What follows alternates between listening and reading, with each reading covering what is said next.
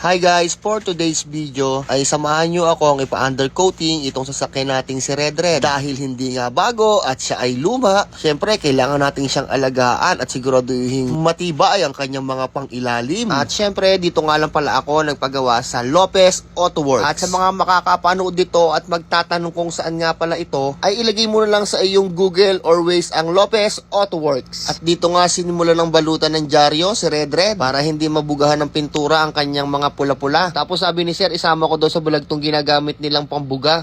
Ayun yung gagamitin. At dito nga sinimulan ni Kuyang itimpla-timpla yung kape, yung pintura. At pagkatapos doon, eto nga binugabuga na ni Kuya.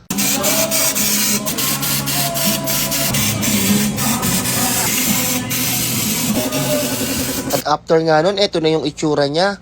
Siguradong matibay na to guys. So this is akong Judes. May luma ka bang sasakyan na gusto mong maging bago? Ano pang hinihintay nyo? Pumunta na kayo dito sa Lopez Auto Works. At nandito nga pala yung owner ng ating Lopez Auto Works na si Sir. Ano bang mga services na ibinibigay natin dito? Meron tayo dito bossing na washover, meron tayo dito per panel, meron tayo mga case color, meron tayo undercoating, and then meron tayo mga sinasabi natin mga strip to metal. Example sa mga lumang kotse na may mga marami ng masilya, babol sa ilalim, hindi strip to metal natin yung bossing.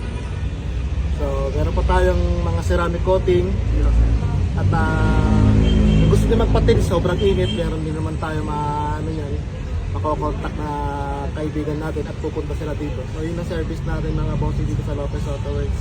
So ano pang hinihintay nyo? Bang bang! Naglalaro ako sa isang apps, mga 1 week lang, pinapalit lang ko agad at nagpapalit ako ng bago. Dahil alam naman natin pag bago, syempre namimigay yan. Scatter agad oh! Bang bang! Nakita nyo naman. Bang bang! Hindi mamimigay ng maliit to.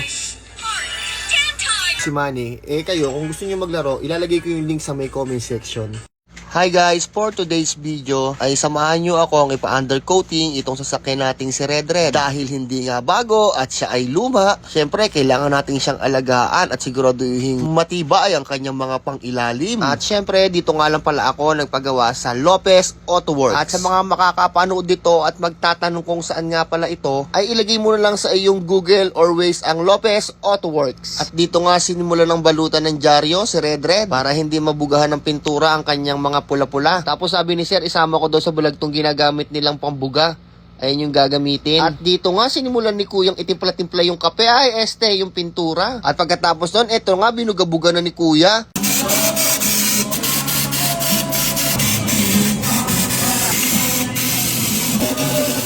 At after nga nun, eto na yung itsura niya. Siguradong matibay na